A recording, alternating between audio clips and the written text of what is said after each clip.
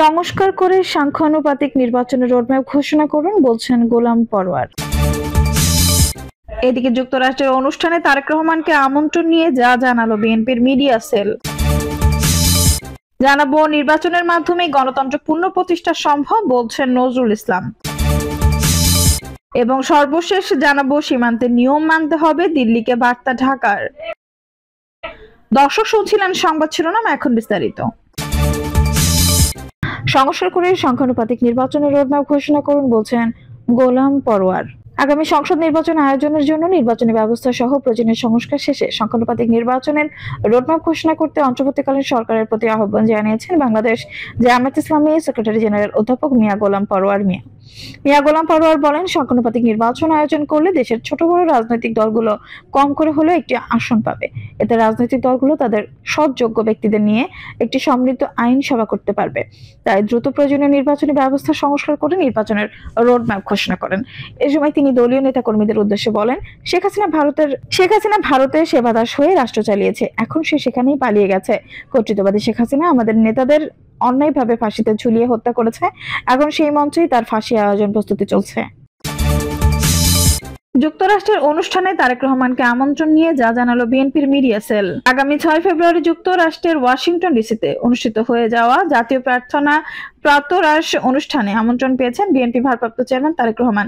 তবে মার্কিন সরকার ওই অনুষ্ঠানের সঙ্গে সম্পৃক্ত নয় এমন আলোচনার পর বিষয়টি ধোঁয়াশার সৃষ্টি হয়। বিষয়টি স্পষ্ট করে সোমবার বিবৃতি দিয়েছেন বিএনপি।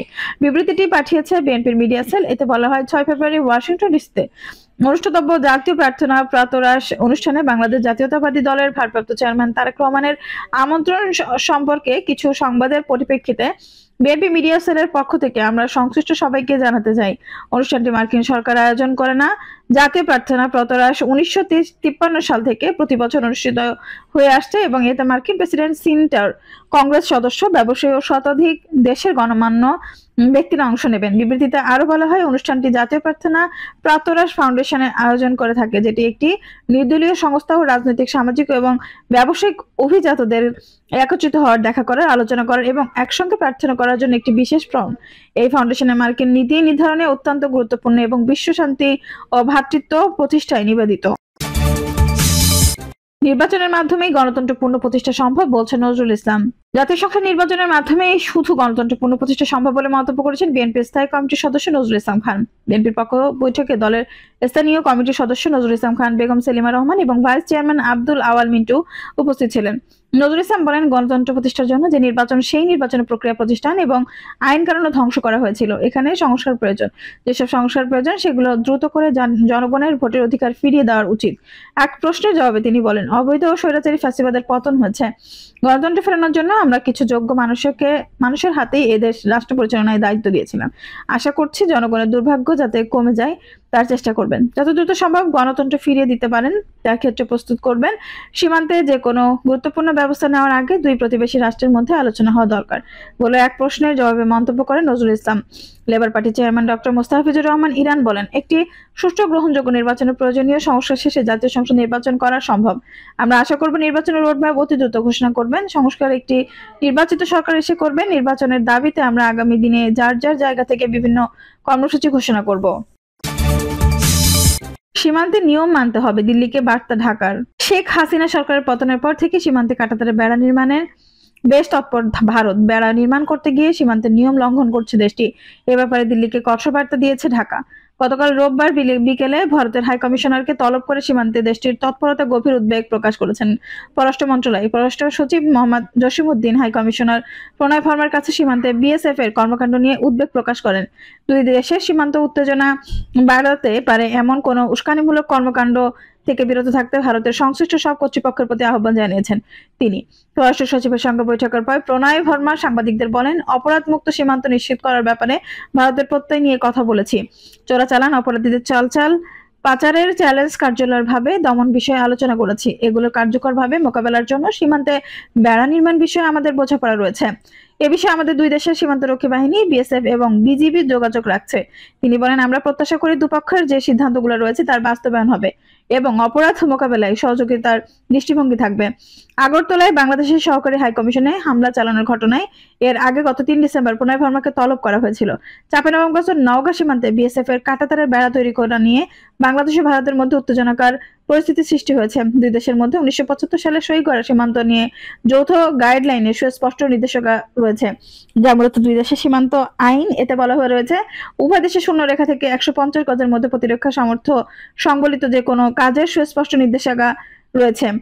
150 গজের মধ্যে যদি কোনো ধরনের উন্নয়নমূলক কাজ করতে হয় তবে এক দেশের অপর দেশের সম্মতি নেওয়ার বাধ্যবাধকতা রয়েছে।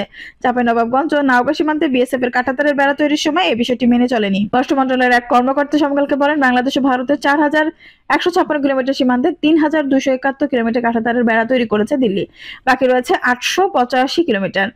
আওয়ামী লীগ সরকারের আমলে 2010 থেকে 2023 সাল পর্যন্ত সীমান্তের গ্রাম, লোকালয় এবং প্রাকৃতিক প্রতিবন্ধকতা থাকায় মোট 160টি স্থানে 150 গজের মধ্যে কাঁটাতারের বেড়া তৈরির অনুমতি দেওয়া হয়, যা দৈর্ঘ্য প্রায় 135 কিলোমিটার। এর মধ্যে ভারত 35 কিলোমিটার কাঁটাতারের বেড়া 150 গজের মধ্যে করেছে প্রায় 68টি স্থানে। বর্তমানে 5টি কাজ চলমান, বাকি রয়েছে 87টি। চলমান কাজের মধ্যে নিয়ম না মানায় বিজিবি বাধা দিয়েছে বিএসএফ কে। এর মধ্যে 3টি স্থানে কাজ বন্ধ রেখেছে দেশটি। তিনি বলেন, অতীতে শুধু কাঁটাতারের বেড়া নির্মাণের কথা বললেও কোনো ধরনের সম্মতি ছাড়া ভারতের রাস্তা, সেতু ও কালভার্ট নির্মাণ করেছে। অনেক ক্ষেত্রে যে নির্ধারিত নকশা অনুমোদন করে নেওয়া হয়েছিল তা মানা হয়নি। এছাড়া প্রাকৃতিকভাবে প্রতিবন্ধকতা না থাকলেও অধিকাংশ ক্ষেত্রে শূন্য লাইনের কাছাকাছি জায়গায় কাঁটাতারের বেড়া তৈরি করেছে। বেড়া তৈরির পাশাপাশি সেখানে search light, camera, duty poster সহ নজরদারি স্থাপনা তৈরি করেছে, যার কোনো অনুমোদন নেই। পররাষ্ট্র মন্ত্রণালয়ের বিজ্ঞপ্তিতে জানানো হয়েছে, সীমান্ত পরিস্থিতি নিয়ে ভারতের হাই কমিশনের কাছে গভীর উদ্বেগ জানানো হয়েছে। এ সময় পররাষ্ট্র সচিব সীমান্তে কাঁটাতারের বেড়া নির্মাণ সহ এই ধরনের অনুমোদিত কর্মকাণ্ড সীমান্তে উত্তেজনা ও অশান্ত সৃষ্টি হয়েছে বলে মন্তব্য করেন। তিনি বলেন, যথাযথ অনুমোদন ছাড়াই কাঁটাতারের বেড়া নির্মাণ দুই প্রতিবেশী দেশের মধ্যে সহযোগিতা ও বন্ধুত্বপূর্ণ সম্পর্কের মনোভাবকে ক্ষুণ্ণ করে। বিজিবি বিএসএফ ডিজি পর্যায়ের আসন্ন আলোচনায় বিষয়টি নিয়ে দীর্ঘ আলোচনা হবে বলে তিনি আশা প্রকাশ করেন। সম্প্রতি সুনামগঞ্জ সীমান্তে এক বাংলাদেশি নাগরিককে বিএসএফ এর হত্যার বিষয়টি তুলে ধরে পররাষ্ট্র সচিব জসিমউদ্দিন সীমান্ত হত্যার পুনরাবৃত্তি গভীর উদ্বেগ ও হতাশা প্রকাশ করেন। তিনি এই হত্যাকাণ্ডের তীব্র নিন্দা করেন। ভারতীয় কর্তৃপক্ষকে এই ধরনের তৎপরতা বন্ধ এবং সব হত্যাকাণ্ডের তদন্ত ও দায়ীদের বিরুদ্ধে ব্যবস্থা নেওয়ার আহ্বান জানান।